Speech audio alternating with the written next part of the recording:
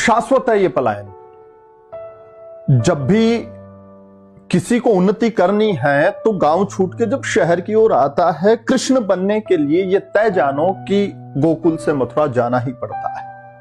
आप लोग तैयारी कर रहे हैं तो ये भी लिखवा के ले लो कि आप जिस घर में आपने जन्म लिया है, जिस गांव में, जिस देहात में जैसे जैसे उन्नति करोगे आपका वो गांव, वो घर छूटेगा।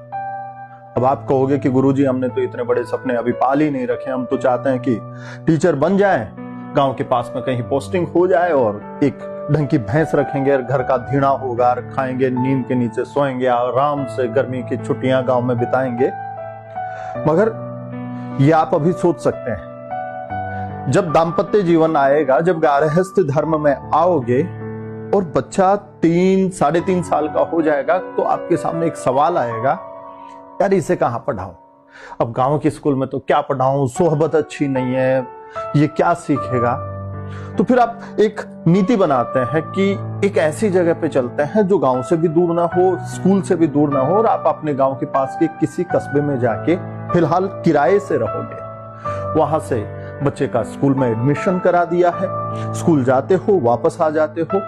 मगर जब थके हारे आओगे तो देखोगे कि चांद का मुंह टेढ़ा, पूछने पर पता चलेगा मकान मालिक ने ये कह दिया, मकान मालकिन ने ये कह दिया।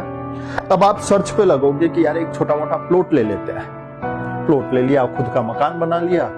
अब आप चाहते हो कि शनिवार रविवार गांव जाए, मगर जब भी घर में बात होती है गांव चलें तो चांद का मुंह फिर टेढ़ा, आप अकेले जाते हैं।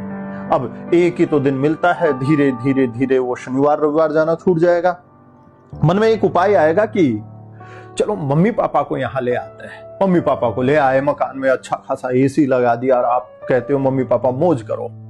मम्मी पापा यहाँ आके बड़े बुझे बुझे से हो गए हैं, वो कहते हैं बेटा हमें तो गांव ही जाना है। वो वापस गांव चले जाएंगे। आप कहोगे कि हमने बड़े कोड से रखा, बड़े सम्मान से रखा। अरे आपने 2 शेरों को वहां लाके और कमरे में कैद करके कबूतर की तरह रख दिया। यद्यपि आपने भौतिकवाद खुद दिया होगा, मगर उनका आनंद उनके साथ है और नई पीढ़ी का आनंद नई पीढ़ी के साथ रहता है, जहां जड़ें छूटती ही छूटती है। आपके बच्चे उस कस्बे से आगे जाएंगे, शहर राज्य से बाहर जाएंगे, उनके बच्चे देश से बाहर जाएंगे। तो ये पलायन शाश्वत है, आप इसे रोक ही नहीं सकते।